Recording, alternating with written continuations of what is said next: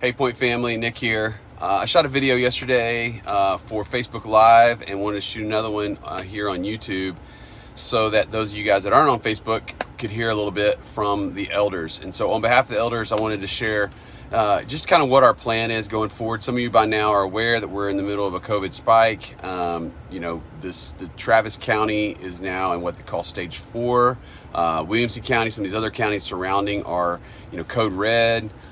There are a number of new cases each day, and what's really important and what's significant to us, of course, is not just the fact that there are people still getting COVID, but that the hospital system is increasingly feeling stretched thin by the number of cases. And so we want to be aware of that, we want to be sensitive to that. We also, when we originally stopped meeting back in the spring, we didn't know a lot about COVID, and we still don't know a ton, but we know a whole lot more. The data is obviously showing us a lot more about the mortality rate being relatively low and pre-existing conditions being one of the predominant reasons why people struggle with COVID. That said, there still are people who get it and don't have any pre-existing conditions that are impacted, and even varying age groups can get this, and it can cause problems.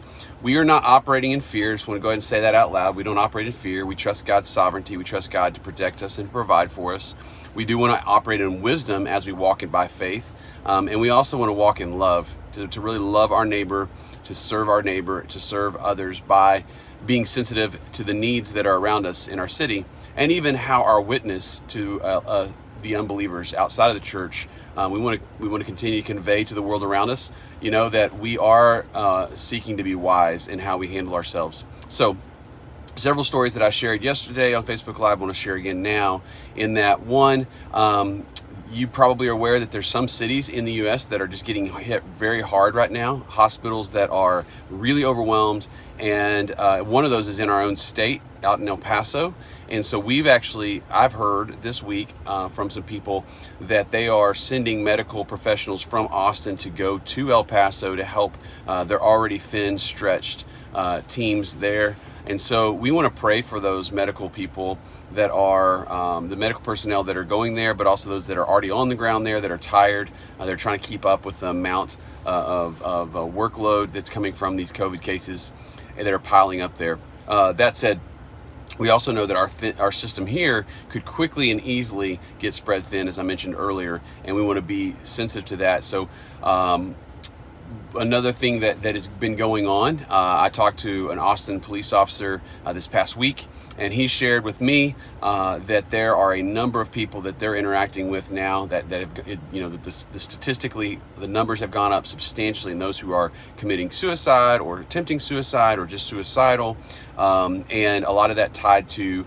loneliness and isolation, and also tied to financial ruin, financial concerns and stresses that are coming because of COVID. And so we understand that shutting everything down produces some mental health challenges and some financial challenges, some spiritual challenges. And I think this is where the church, again, we have to step up and say, we understand that as God's people, we have an opportunity to love people where they are, to care for our neighbors, to make sure that they're doing okay, to check on them, to do what we can. But also as a church, it's a reminder that we do have community, that we don't have to isolate ourselves and insulate ourselves. We don't have to hide. And what I mean by that is, even if we're not interacting in person every day, we can reach out, we can connect. We can connect over Zoom, we can connect over phone, we can even just text message each other and be aware of how each other's doing. And we can meet up, we can just space ourselves out, wear a mask, and we can meet.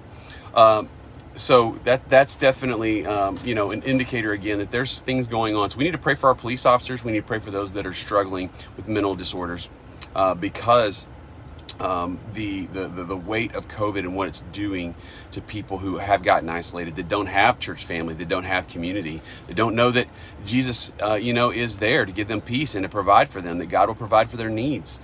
So we want to pray for that. With that in mind, we want to be sensitive again to the needs of others, and that might mean us giving up something that we all love and care about, also putting the needs of others before ourselves so that we aren't just demanding our own way.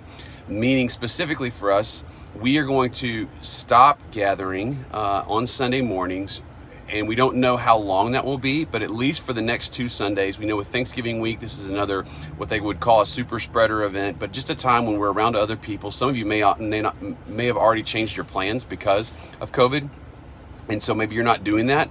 But we want to be sensitive to those who might be vulnerable. Again, we know that when we are in the same space, in the same room, even if we're spread out and we're wearing masks, you know, there's still the potential that we could have those who get exposed. So we're just going to take a step back. It's stage 4.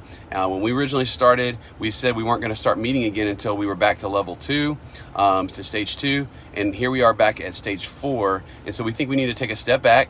Thankfully, this is not going to go on forever. Thankfully, there is going to be a new day. Eventually, we're going to, you know, we're going to have a herd immunity, whatever you want to say. We're going to get past this. I'm trusting the Lord in that.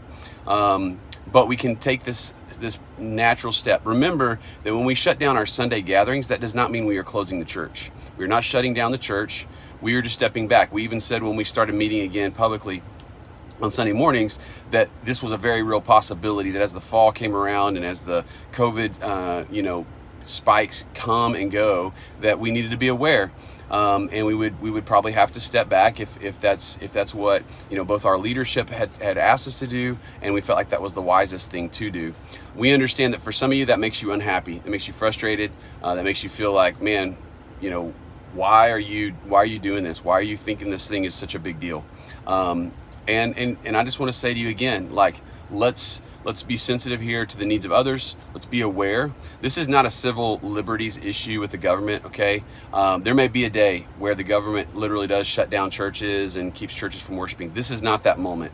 We are not being told you can't worship Jesus. We're not being told you can't be the church. The church is so much more than the Sunday gathering, right? And so we want to just step into who